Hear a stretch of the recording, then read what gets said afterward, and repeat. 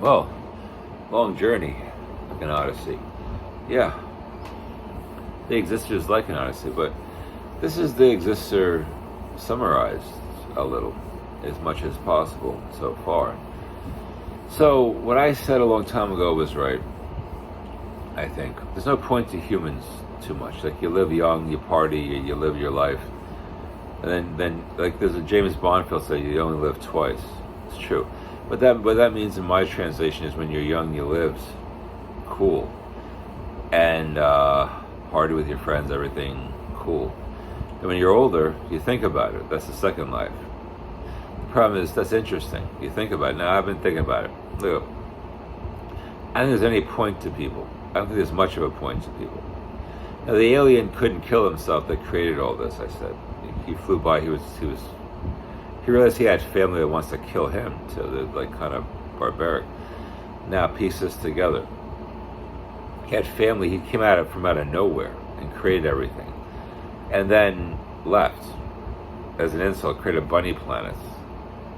Left as an insult. What was trying to figure him out, and some kind of relative.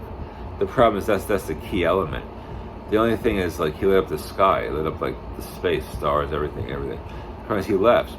The only thing is there's no point to people much. There's not much point to people. Not much point to anything. Why you could be here is because of a greater power. They didn't care about anything if you didn't want to be or did want to be.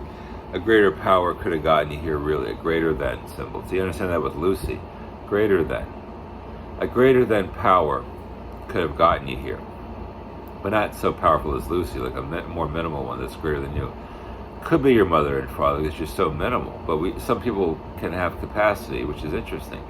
The other thing I'm telling you about this is my theory so far. I think, you can't believe how simple the story could really be. There's no point to humanity, really. There's no real, I don't think. Maybe there is. I don't know. Don't quote me on that. But I really think there's not much of a point to it. It doesn't go too far. You can't really fight a lot. You can't really battle. Skulls can't really battle that much. All right. The only problem is it goes to a limit. I'll say that. Then, what is out there is a lot, I think. But then, like what I said a while ago about God finding a limit for him because something else is out there is funny. There's a lot out there in the universe, but you have to be God. You have to be God, the real God. You have to be the extents too. They could be in a battle with what's out there. And I said as Dan traveled through space endlessly, in the hypothetical sense, I was traveling through space endlessly, saying that I found nothing. There is a lot, but I might not have found a lot that I needed. And the problem is, I might have missed a lot.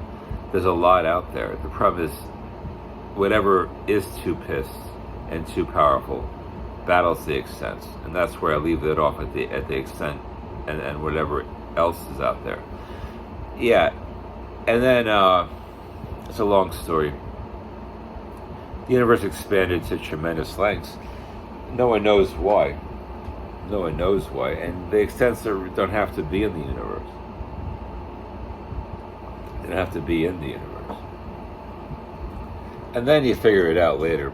People could be. It's kind of like a light understanding of stuff, but it is interesting when you think about it, because really, why things get so chaotic is there's not many points to people. Now gods, they're not as powerful. The gods, they're not as powerful as God or Lucy. See, what got the alien here could have been that other equation that the extents couldn't match up to. They can't match it. They can't solve it. They can't reconcile with the other power. That could have gotten the alien here.